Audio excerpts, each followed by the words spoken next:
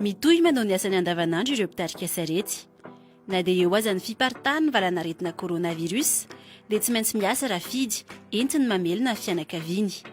Mangataka noho izany izy mba ho isan'ireo voatokajy amin'ny planina fitsinjovana ara-tsosialy izay nambaran'ny filoham-pirenena Andry Rajoelina ny aliny 4 Martsa tao amin'ny fahitalafi-panjakana.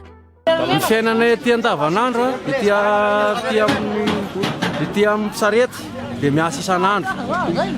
Dia zay zany tsy matahotra an'ilay hoe aretina ho avy amin'ny ankapobeny tsisy transportera hoe tonga vary makato an-tsena amin'ny ankapobeny sarety no tena mitondra. Zay tsy avela ny asa nefa inona namelomana ivady aman-janakay.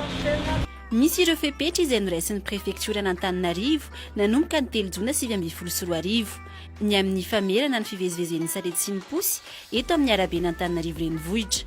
Tsy azon'izy ireo atao ny mivezivezy eo anelanelan'ny amin'ny 7 ora ka hatramin'ny 10 ora maraina ary amin'ny 12 ora sy amin'ny 2 atoandro. Tsy voady intsony anefa izany izao. Tao alohan'ity zavatra ity zany zay afaka mivoaka ny vilona tao alohan'ity mbola tsy dia nandeha le aretina dia nanada fepetra zay. Misy lery zay. Fa zao zay afaka mandeha foana zany fa le mivoaka ny tsisy le tana mivoaka mandeha épicerie fa tonga dia lan'ny olona tanosy be le vary ilaina. Tsisy manakanakana tsao zay na polisy asa tsy dia asa makao zany tsisy mivoaka zao tsy azan-dalana ny any ville na misy ara tsy le ato tsena zany problème leo tsy mameray le vary tsao zany raha ny tena marina fa eo amin'ny 10 miakatra eo 10 kitapo miakatra.